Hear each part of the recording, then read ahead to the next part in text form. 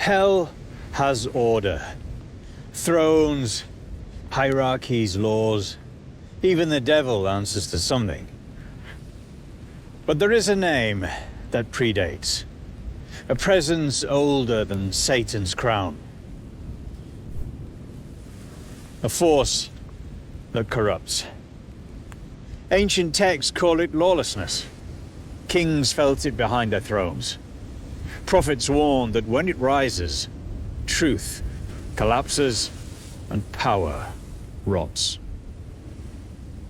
This is the demon, too evil for hell. If you too are a force that corrupts, check out Pantheon, our brand inspired by myths, legends and folklore. We ship worldwide and are rated excellent on Trustpilot. Link in the description.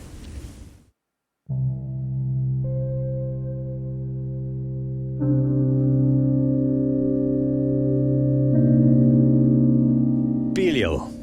The term comes from the Hebrew Belial, meaning without a yoke. In its earliest form, it was a judgment. It described a person who had rejected all forms of law, covenant, and restraint.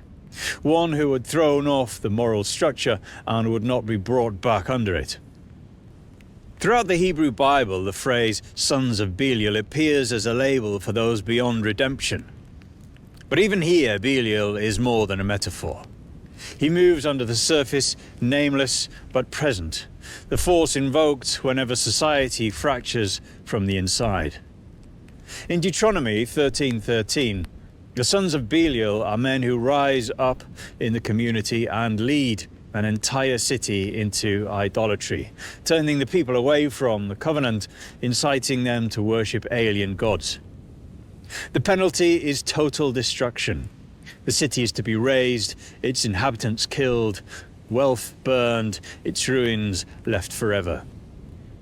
In Judges 19:22, the sons of Belial surrounded a house at night, demanding that a male guest be handed over for sexual abuse. When refused, they abuse and murder a woman instead. The crime triggers one of the bloodiest civil wars in Israel's history. These men are described as something lower than human, an infection. In Samuel 2:12, the sons of the high priest Eli are called sons of Belial. They steal from the sacrificial offerings, sleep with the women who serve at the tabernacle, and show contempt for sacred rituals. These acts directly provoke the downfall of Eli's house and the collapse of Israel's priesthood.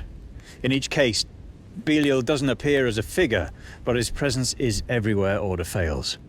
He represents the collapse of a covenant. The world is an accusation, one that marks you for destruction. As the centuries passed, the accusation took form where once people were considered sons of Belial, something began to answer. In the dry caves of Qumran, buried beneath centuries of dust, the hidden theology of a forgotten sect was sealed away. When the Dead Sea Scrolls were discovered in 1947, they revealed a worldview unlike anything in the canonized Hebrew scriptures. These were the writings from a people on the margins, convinced that the world had been overtaken by corruption and that the end was near. The authors, likely members of the Essenes, a strict apocalyptical sect that withdrew from mainstream Jewish society, believed in a universe divided between two absolute forces, the Prince of Light and the Angel of Darkness. They were ruling intelligences, commanders, and for the Angel of Darkness they gave a name, Belial. In these scrolls, Belial has become a sovereign, a being with authority, a throne, and a clearly defined role in the fate of the world. The most detailed of these visions is found in the War Scroll, which lays out a future apocalyptic conflict between the Sons of Light and the Sons of Darkness. It's a war manual, complete with formations, trumpets, banners, and phases of battle. At the head of the Sons of Darkness stands Belial, commanding both human armies and a vast host of evil spirits. These include lying prophets, corrupt rulers, traitors within the covenant, all under his direct control. He's order corrupted. His kingdom mirrors that of righteousness, but its purpose is inversion. deception, and collapse. Other scrolls go further. In the community rule, the entire human race is divided between two lots. One walks in the spirit of truth under divine guidance, the other is handed over to Belial. His followers are described as spiritually deformed, unable to see, hear, or speak rightly. Their condition is the work of Belial, who blinds the eyes of the wise and twists the path of justice. In these texts, Belial is also linked with a figure known as Mastamar, the angel of hostility. In earlier apocryphal books like Jubilees, Mastamar is granted permission by God to test, deceive, and destroy. The scrolls inherit that, but refine it. Here, Belial becomes a parallel authority, the enemy of justice itself. He's permitted to act for a time, but what separates Belial from other iconic deities is he's allowed to govern the wicked, to rule over a system that must be exposed before it can be destroyed. Unlike Satan, who retains some function within judgment as accuser, as adversary, as rebel, Belial is outside entirely. He consumes the unworthy.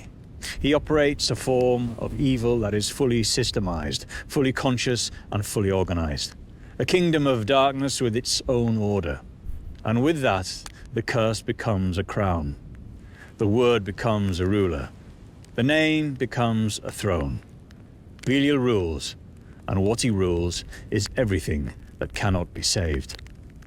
In the grimoires of medieval Europe, he returns as king, inscribed in Latin and bound in books that promise power to those who dare to call him.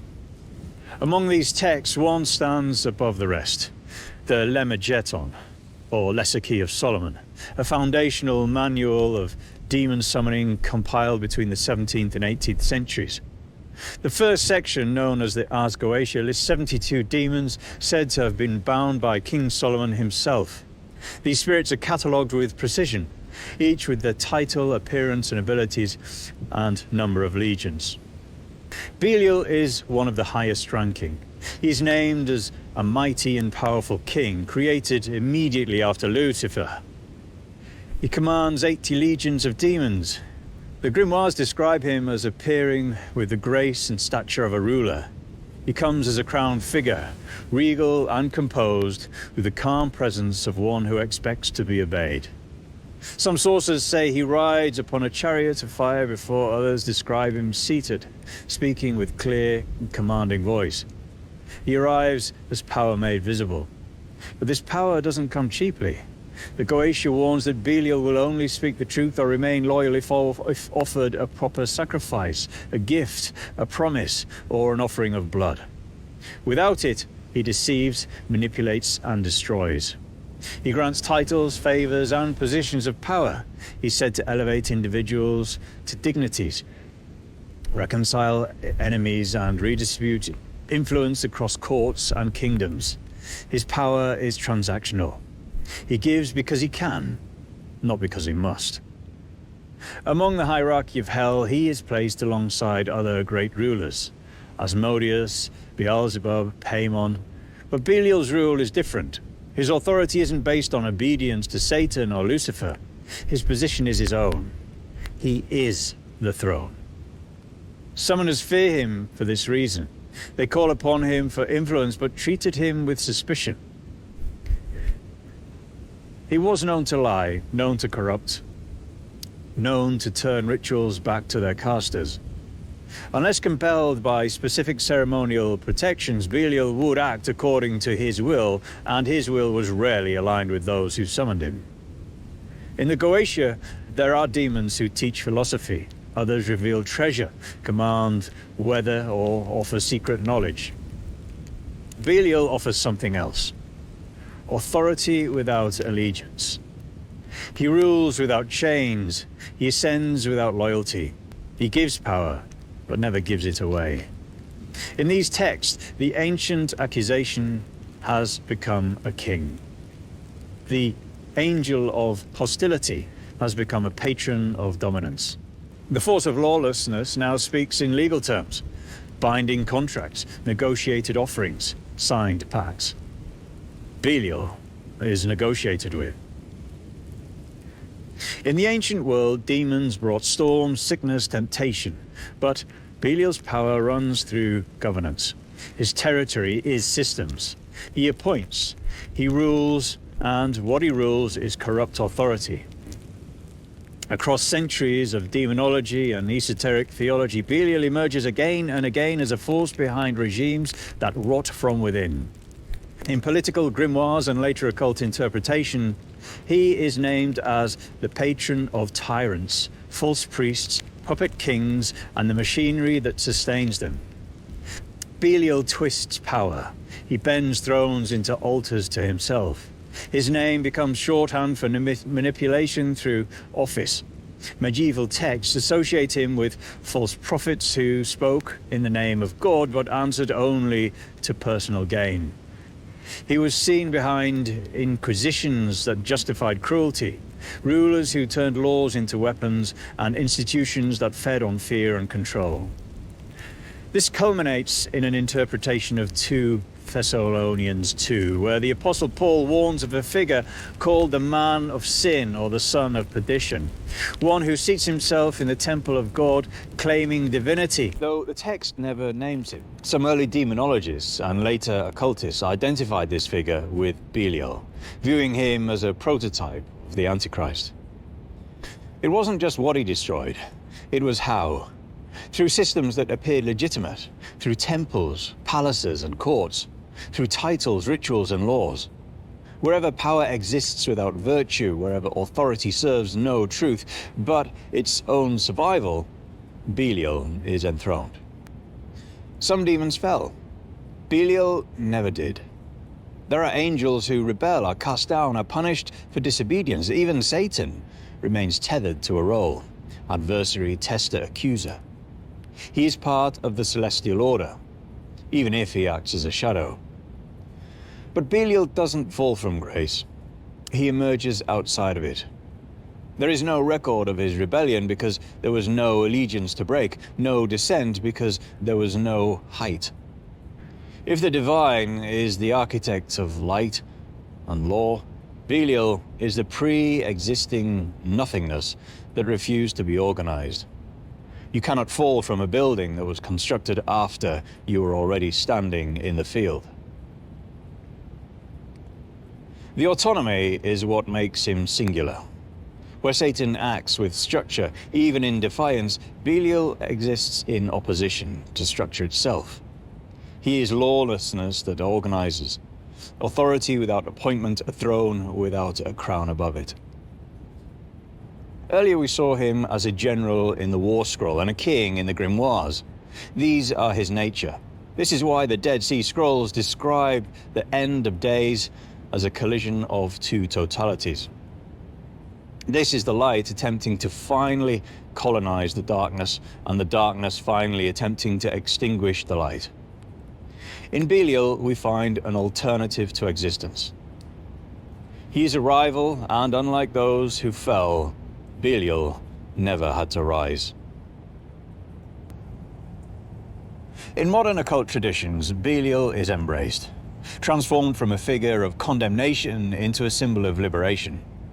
In systems like Thelema, Satanism, and Luciferianism, Belial reemerges as an archetype of radical sovereignty. Thelema, the occult philosophy founded by Aleister Crowley, presents Belial as a part of the infernal hierarchy, but also as a force aligned with the individual's true will, the innermost, untameable drive that resists external law.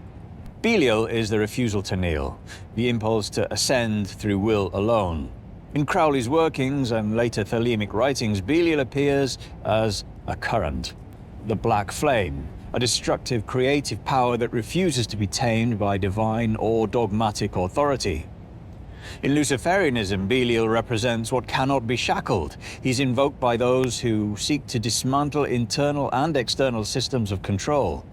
Practitioners call upon him for spiritual rebellion, self-rule, and the dissolution of inherited constraints. His invocation is philosophical.